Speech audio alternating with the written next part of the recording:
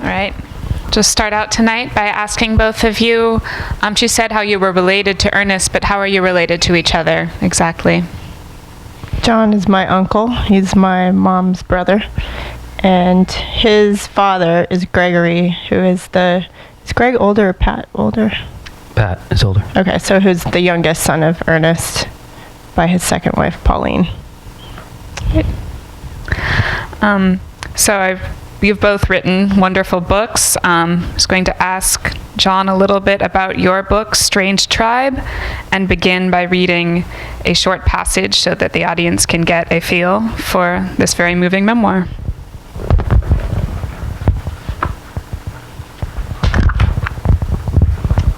If there was one thing that Greg liked more than reading, it was going to the movies. In the 1960s, when my parents were still married, he'd often take me with him to see his favorite films. The theaters were usually air-conditioned, and in Miami, it was a cheap way to beat the heat. For a double-header, we could get in at 2 and be out at 6 in time for dinner. At the age of 5, I was fast becoming an authority on James Bond and Ian Fleming, having already seen Dr. No and From Russia with Love. I don't know what my mother had to say, or if she approved of me tagging along with my dad, but we were almost always together. At 33, my father was a man who did more or less what he wanted, and, like 007, wasn't afraid of breaking the rules when he had to. He was a serious fan of The Man with a License to Kill, and while he didn't have an Aston Martin, he did have a navy blue Jag, an XK150 with steel-spoke tires and beautiful lines that gave it a feeling of power and sensuality. He liked to race it out on the Taimame Trail late in the afternoon when there was no one around. It was incredibly fast and had a switch on the dash that would put into it a kind of overdrive. Hit it and the needle on the tack would magically swing back over to the far left side of the dial. The torque exploded, my father would smile, and the hidden calling of the car was revealed, to provide my dad with that physical, emotional rush that he could never get enough of. In the theater that afternoon, we had our choice of seats. There was hardly anybody there, and I remember thinking that it reminded me of the old days in Miami. He didn't have his Jag anymore, but the two of us were alone again in the darkness, staring up at the screen as we had done so many times in the past. The film was about 2 patrol cops in LA. Stacy Keach played the rookie, and Scott, the old veteran on the verge of retirement. It was a film that had a neo-realist feel to it, and in the first half there were many scenes that gave you a glimpse of the difficult conditions they worked in. They really were centurions, hired to ride roughshod over the masses. They could only depend on themselves for their survival, and thus, they formed close bonds. In the film, Scott becomes a kind of father figure to Keach, and I imagined that how my dad must have felt watching it. He'd lived in Los Angeles in the 1950s and had spent 3 years at UCLA. For my father, seeing the wide avenues and low concrete buildings, the bungalows and brown haze hanging over the hills, the summer heat with orange ozone-colored sunsets, would have been familiar. Los Angeles is an unforgiving town, and when Scott retires and decides that he's going to make up for all the lost time and do the things that he should have done before, he gets in touch with the son he'd always been too busy to see when he was a cop. But he discovers that his son doesn't want to talk, that he doesn't have time for his old man. No one does. Not his friends or ex-colleagues, and Scott takes it hard. He's alone in his apartment, and he opens a drawer and pulls out a gun, and next to me, I heard my dad whisper, "Oh God, no." Then there's a shot of the open blinds on the window with the sunset streaming in and the gun going off. And I looked at my dad, and I could still hear him saying, "No, no," with his head in his hands. I knew then that he had never gotten over it.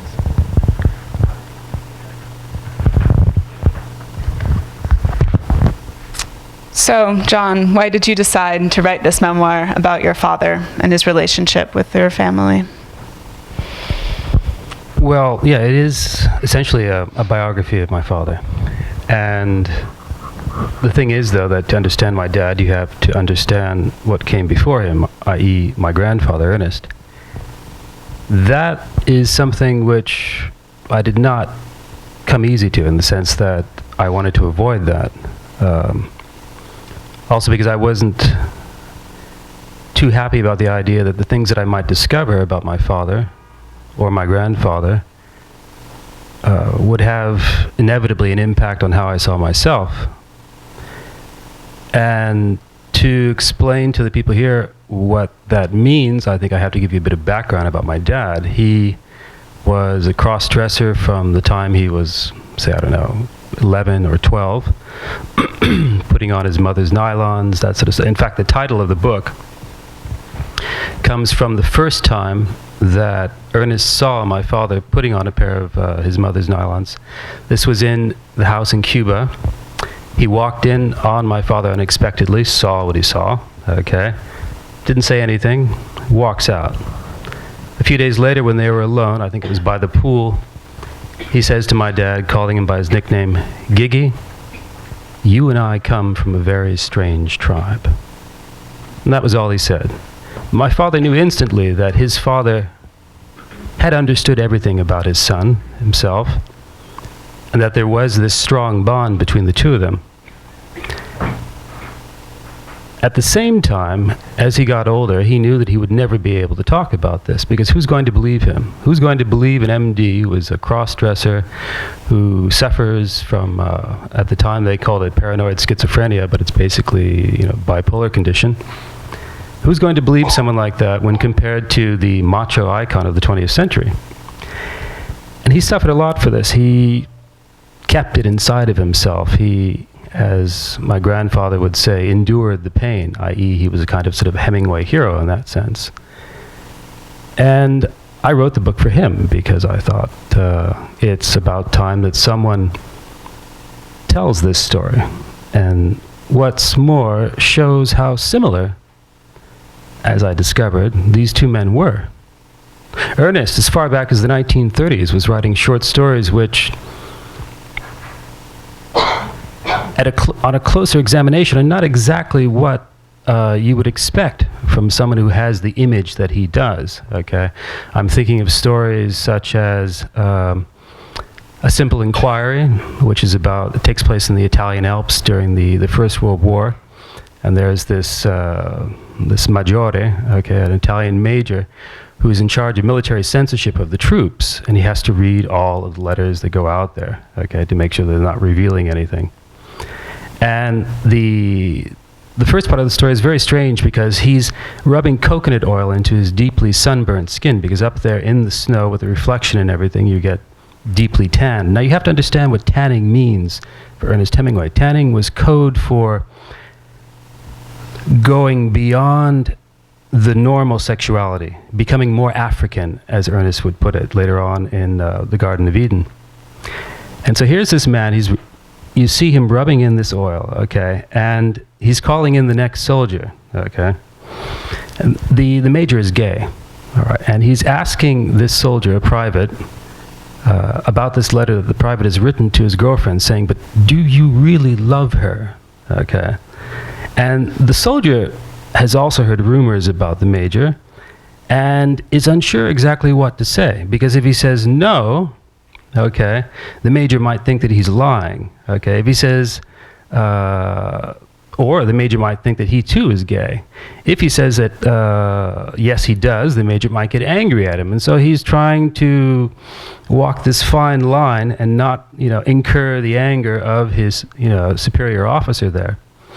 The major has an aide who is outside the door, and he knows exactly the kind of game that is being played. He's laughing hysterically as he's listening to these questions. Finally, at the end of this interrogation, he lets the private go, and he says to himself, "Maybe the bastard was lying to me," i.e. maybe he's gay too, like me, sort of thing. And when I read this short story, I asked myself, who's making Ernest Hemingway write these kind of things? Because this is a fairly nuanced view of homosexuality, okay. This wasn't the only short story. There are other ones, for instance, called, there was another one, for example, A Sea Change, where he describes a young couple, again, deeply tanned, okay, which is code for, changing one's sexuality or breaking boundaries, that sort of thing. And they're in a bar. And they're not too happy because, certainly the man isn't, because the woman wants to break up with him and have a lesbian relationship. And in fact, her lover is waiting outside the bar for her to come. Finally, she does leave, and the man is there alone at the bar, and he looks across and he sees another gay couple. And in a section which Ernest actually crosses out from that story, but which I read, in the Kennedy Library, he thinks to himself, well, maybe everyone's this way. And again, I had to ask myself, this is the great macho writer of the 20th century. And consider that his short stories are considered by some to be some of the best of the 20th century, i.e. the top of his work. So as far back as the 1920s, he was doing this. And then he came back to it in the 1950s in a book which he was unable to finish, but which was published posthumously, The Garden of Eden, exploring these same themes. And the more I started looking at his literature, the closer the connections became between him and his youngest son. Well, thank you very much. Cristen, you've also written a short story collection, the book, The Smallest of Entryways. And Kristen's book, I'm also going to read a little bit of it for you so you get a feeling for her writing, is, if you picked it up, you wouldn't necessarily think that this was written by anyone affiliated with Hemingway. She's got a very unique voice, and she's writing about very personal memories from her childhood. So I'm going to read a little bit of this book for you to get a sense.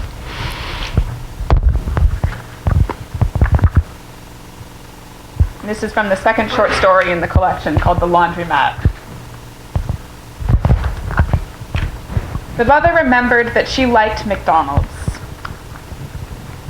She liked their little yellow papered cheeseburgers. She used to take her daughter and her friends there after preschool. She had stopped going because her husband had made her feel guilty about feeding that shit to our daughter. The large number of people eating quickly with such clear purpose made her grateful. The fluorescent lights, the beeping of the fryers being done, the sharp anything else's had the familiarity of safety in numbers. She stood in line with great gratitude, as though it were Christmas and she'd had nowhere to go. She looked down at her daughter, who was not looking up at the menu, but looking around at the big bodies flanking her like trees in a forest. Mom, I want a cheeseburger and chicken McNuggets. If I don't finish the McNuggets, I can save them for later. Okay, sweetie. Do you want to share my fries? How about a milkshake or a Coke? I'll have a chocolate shake, and I'll share your fries. She smiled up at her mother, and her mother realized that she hadn't seen her look that happy since dinner the past Sunday, when her father had pretended to be the wind at the park, blowing her face and her hair while she closed her eyes and laughed. He had left that night after their daughter had gone to sleep. They stood next to the counter waiting for their food. The mother thought of how the spot she was standing on used to be surrounded by round, circle-faced machines, kaleidoscopically turning their clothes around. The father used to stand outside smoking and looking at the people walking by, or would sit in one of the plastic chairs doing physics equations. The mother would stand in the alley of washers, watching their daughter wander around, looking into the portholes at the clothes flipping and flopping around, looking deeply into the detergent machine slots and their contents, or standing in the doorway with her father while he smoked. Sometimes they would dance, a sort of waltz, slow and led by the father, who felt his daughter's little hands leaning into his, waiting to be shown by feel what to do next. The evening air had come in through the open front door, replacing some of the heat in the steamy box that the laundromat had become as their clothes tumbled through their cycles. There had not often been other people in the laundromat. The mother looked around at all the people eating through the din of fast food. Now that he was gone, these people were comforting. It was a kinship of many kinds of desperation. At the very least, they had not had enough time or endurance to make dinner for themselves or their families, and had given in, relenting in the face of difficulty, taking comfort in meat, oil, and sugar. There they stood. Where once had been a stone floor was now a stone floor painted white with cheap paint.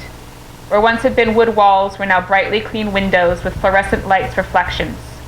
where once were rows of machines designed to help better their lives, were bright red and yellow images rising up like monuments.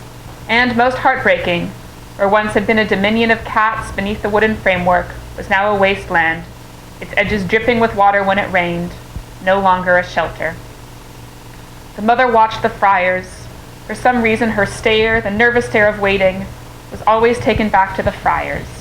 When they dumped the new batch of finished fries into the metal holding container, hot from the oil, she pulled her daughter close to her side, hugging her tight.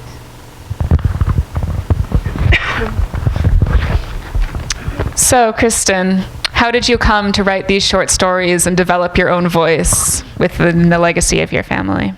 Well, I think to sort of try to segue off of what John was saying, everyone in our family has had to deal with a lot, I guess, because of Ernest's fame, and just sort of like our entire legacy is sort of in the public eye all the time. And just like Greg had to deal with Ernest and his personality and his fathering skills or lack thereof, I had to deal with my mother. And most of the stories in my short story collection I discovered after I chose them separately, just because I thought they were the best stories that I'd written so far, had to do with addiction and alcoholism specifically, because my mother was an alcoholic when I was growing up. And I think that her drinking, was a way to deal with her relationship with her father. Her father was not there very much after her teenage years, really, in her life. And so, yeah, I mean, it was just sort of an accident that they all sort of had this like unintended theme of addiction. But I always wrote stories growing up to sort of like deal with my life, I guess. I had a very unorthodox childhood, as I think probably most of us did in our family. So, yeah. And would you say, John, that it's similar for you, that writing is sort of a way to process your childhood or your upbringing? Or? Well, yeah. Can you hear me if I speak without this thing? Well, it's for the camera. It's for the... For the camera. Posterity. For the recording. The NSA, maybe. Okay.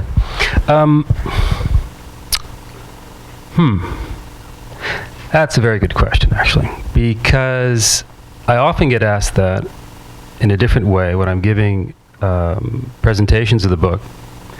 And people say, well, was it therapeutic for you, to write this? And I have to be honest and say, no, it wasn't. Because every time I get up to speak about this, it's not as if you have forgotten the pain. It's not as if you aren't cognizant of the tragedy of what happened to your father or my mother, who's schizophrenic. It's still there, and that hurt is still there, but you do it anyway because there are a lot of elements to the story which people can relate to and don't necessarily have to do with the fact that, I am his grandson or she is his great-granddaughter, but in what I would call the eternal, equation of fathers and sons, mothers, daughters, overcoming differences, overcoming fear and tragedy, and being able to forgive these people, because that is what my book is about in the end. It is me confronting this pain to the point where I can say, I understand what it's like. As a father now, I understand what you went through, what my grandfather went through too. Imagine, here's Ernest in the 1950s when they don't have lithium, okay? And both of them are suffering from clinical depression. My dad also from manic phases, okay? He's being sent with a certain regularity to have shock treatments. And his dad knows that this is coming from him. This is his youngest son, and he sees his youngest son collapse mentally, psychologically, again and again and again. And he's there picking up the pieces. But try to imagine what that does to a father. And when I think of that was difficult for me, writing it, okay? And, sometimes at the end of these presentations, I'll say to myself in Italian, "Chi me lo fa fare?" Who makes me do this? I had the same experience after writing with my mother. I became much more empathetic to her as a person. She became a person to me. I stopped blaming her so much, and I saw her more as like a woman who'd, been divorced or had gone through difficult periods in her own childhood. So it developed empathy for the people I was writing about by writing about them.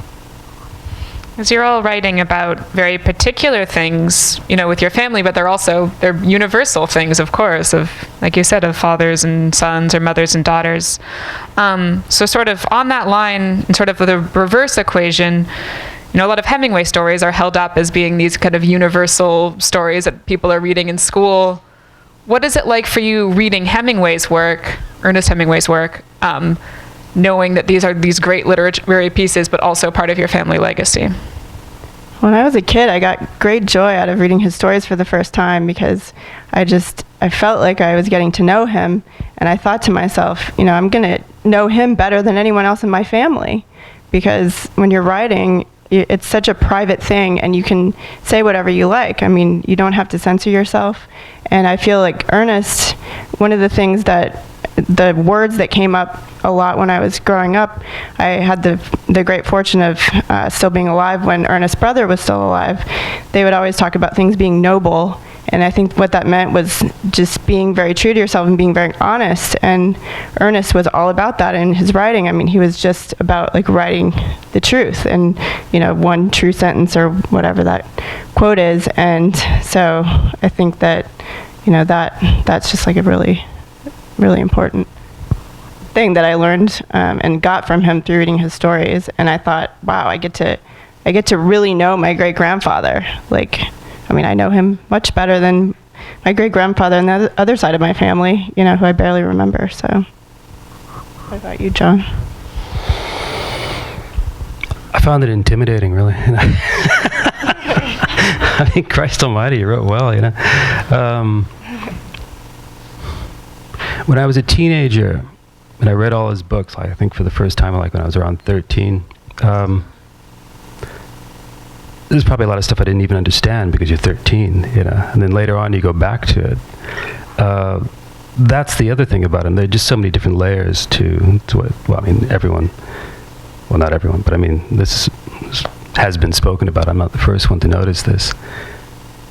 Yeah, anyone who's a good writer, I just say, chapeau, you take your hat off, it's a sign of respect. Give credit where credit is due. He was good. He was very good. I, on the other hand, can't pretend really to know him. I never met him. He died when I was 11 months old. I have a second-hand view of him from my father, my uncles. And also, I lived with his brother for a while, too. I remember once, his brother's name was Lester, and he had a big house on San Marino Island in Miami Beach. And it was in that period when I was reading all of my grandfather's novels, and I was reading For Whom the Bell Tolls, about the Spanish Civil War. And he came up behind me, and I was a really, skinny kid, kind of at times withdrawn into myself, I've been bounced around so many times, with my mother having, her breakdowns and hearing voices and everything else. And he actually took me in at one point, in one of her, mental breakdowns, saying, I'm not about to let the children of my brother become the wards of the state of Florida. He was that kind of generous, and he was not rich. And he came up behind me, and he put his big hands, because he was like as tall as Ernest was, heavy set, on my skinny shoulders, because I was never wearing anything but a pair of shorts because it was effing hot down there in Miami. And I was reading the book, and he says, Johnny, he wrote this book for guys like you. And for me, that will always be the biggest compliment I've ever gotten. Thank you.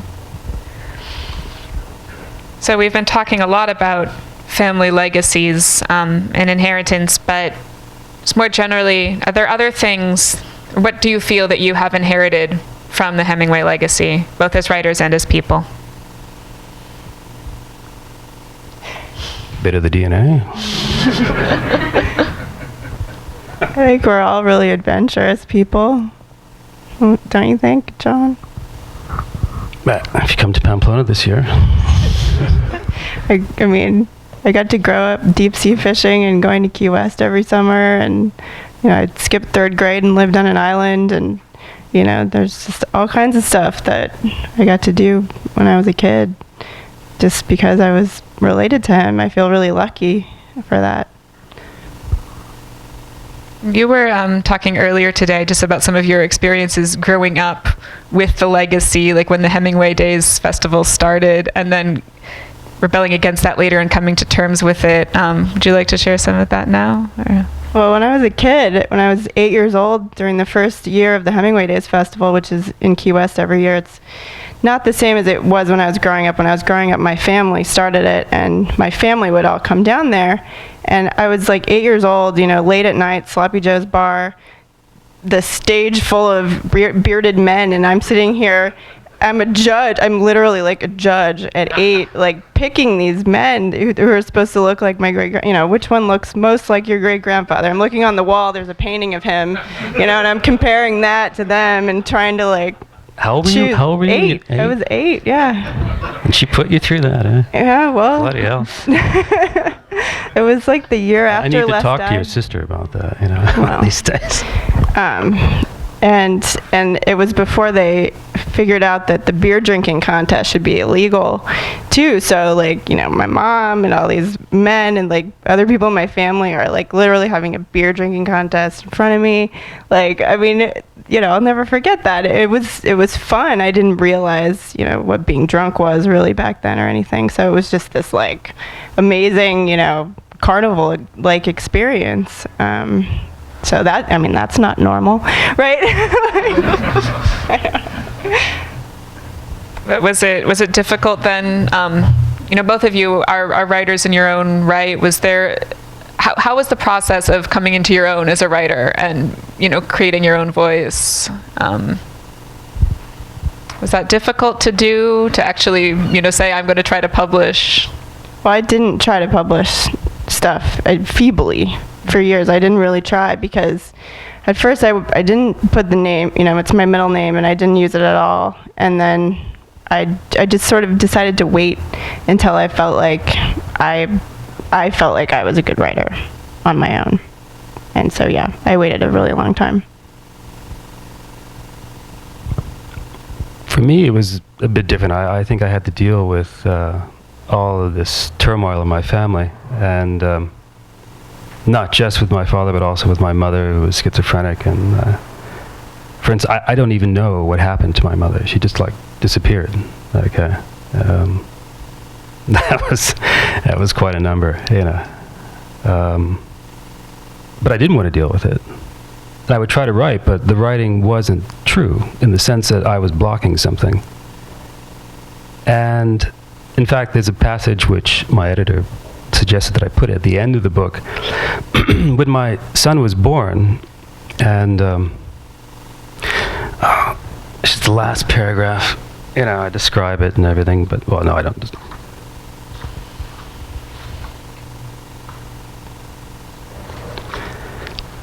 Oh, where is it? Dun, dun, dun.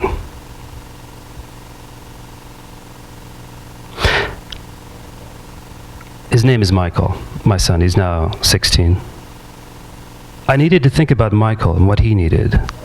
It was a tremendous responsibility, but at the same time, if I could see it for the gift that it was, an opportunity. The often troubled father-son relationship that I had experienced with Greg and Greg with Ernest wouldn't necessarily have to repeat itself with my son. I could make amends and put a stop to the old pain. I couldn't forget where I'd come from, but I could understand and move on. That was all I wanted for Michael, a clean slate. As he looked up at me with the blue eyes that all newborns have, I told him not to worry, that this time it'd be different. I'll take care of everything, Mike, I promise. So, yeah, it was important for me to do this before I could, go on as anything else or have any pretensions to write creatively. And do you write creatively now? You write. Cristen was saying you write short stories as well. Yeah. I've written a few. Yeah. So to ask you both as writers, what is your writing process? Type. I think usually what happens to me is something like an era in my life, or something will end, and I'll realize there are a bunch of stories in there that I will want to write, but I have to wait usually a year or two before the actual stories manifest themselves. Sometimes something will happen and I'll think that'll make a great story, but if I don't remember it later, it doesn't usually happen, because it has to be something that really sticks in my mind so that I'll be able to write about it, I guess. I tend to be autobiographical, although I admire those writers. For instance, my good friend Marina Perezawa, who's a Spanish writer, writes short stories which are full of imagination. And I sometimes say to her, I think I can see a bit of you in this short story. And she goes, no. No, but I admire her ability to do that kind of sort of, just absolutely liberated imagination, and it just takes off, and she creates beautiful pieces. But anyway, I do what I can. What is it like writing from life? Are there certain, tricks that you use to change the names or to change the circumstances slightly? Or what's the difference between writing an autobiography or a memoir straight up and writing sort of a fictionalized story drawn from your autobiography? God, but this book, I was terrified, because I thought, if you get something wrong, John, out there are thousands of Hemingway fanatics who are going to crucify your ass, And so I had to do a lot of research. It kind of toned down also my writing too, because I was just interested in telling the story, which for me needed to be told. I had it in me. I mean, it was there. You just had to bring it out. With fiction, my God, you can do whatever the hell you want, so long as if you do base it on someone else, you cover it up enough so that you're not taken to court. That's it. How about for you, Cristen? How do you? Well, there's a lot of creativity. It's not, it's autobiographical, but yeah, you don't have to worry about it when you're writing fiction. So I just write whatever I want and follow my instincts, and I don't worry about my family suing me. If they want to try to sue me, they can go ahead. No. I mean, my uncle, her great uncle, my father's brother Patrick, we had a really lovely conversation in May when we were down in Key West. And he was saying, your book has allowed those scholars to say that my father was ambiguous. My father was not an ambiguous man. And he was really getting angry at me. I was like, enjoying your dinner there, Uncle Pat? Thank you. That's all the questions I had. So if we want to open it up to the audience, or if any of you have closing statements you'd like to make. Yeah, I have a mic if we want to do any audience questions. We're actually right on the same time. I was just about to give you the heads up. Anyone have any questions for John or Cristen tonight? I know Ernest Hemingway hated most of the adaptations of his books. I know that Ernest hated most of the adaptations of his novels to motion pictures, except the one with Gary Cooper in Farewell to Arms, the first one. But what was your opinion of that one that came out about 2 years ago, Hemingway and Gellhorn? Yeah, I actually did not watch that because I read an article by our Uncle Pat about it, just tearing it apart, and I had already had a feeling that it wasn't very good, and once I read that, I sort of just decided not to even give it a watch. I didn't like it. Did you see it? Yeah, I watched it. It was pretty funny. Yeah. It was funny. Yeah. It was a good laugh, Okay. I think we've got another question in the back. Cristen, just a very minor question. In the passage that was read, you made reference to the word portholes. Why? Where did you find that word? Portholes? I don't even remember what the sentence. Could you find it? Oh, yeah. I think the old washing machines kind of remind me of like the portals in like deep sea diving things. So I think that's where that came from.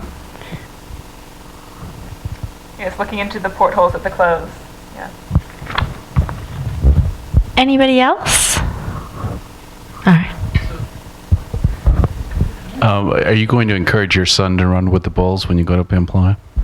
This will be the third year I take him this year, and right now he's too young. I mean, you have to be 18, okay, and he's going to be 17 this year. He's been photographing the encierros from the barriers, and he has press credentials, and he goes up there like 4 a.m. to find a good place and everything. I'm not going to encourage him because it is something which, I mean, I've done it, I think, 13 times now, and there is no safe place in that little kilometer of a run. There are places which perhaps are not as dangerous as others. For instance, I wouldn't run on the curve which goes from the Ayuntamiento to Estafeta. That's basically like sort of standing there with a bullseye pointed on yourself, because these bulls, and they're huge, they're like 700 kilos, their shoulder is up to your head sort of thing, and they can lift a man like you throw a pen up in the air, that sort of thing. And they're wild, okay? If they get out of the herd and they become, sueltos, alone, immediately they stake out their territory, and anything that they see moving, they will try to kill. That's it. These are the descendants of the wild bulls of Europe, okay? Without bullfighting, they wouldn't exist, basically. So I'd say to Mike, think about it, dude. I think we have a last question over here. So, to John and Cristen, I just want to know, what is your dream adventure? What's next? Walking behind you as you walk through the desert, maybe. He goes on these treks out in the Moroccan desert, okay, and lives to tell the tale, amazingly enough. Well, one of Greg's best friends, Brian Gaisford, do you know him? He lives here. He leads these lion conservation safaris in Africa, and he's invited me to go, and I would really like to do that. Well, thanks to all of you for coming out tonight. Thanks so much to John and Cristen for being here, and to Olivia for moderating. And be sure to check out their books on your way out. Thanks, everybody.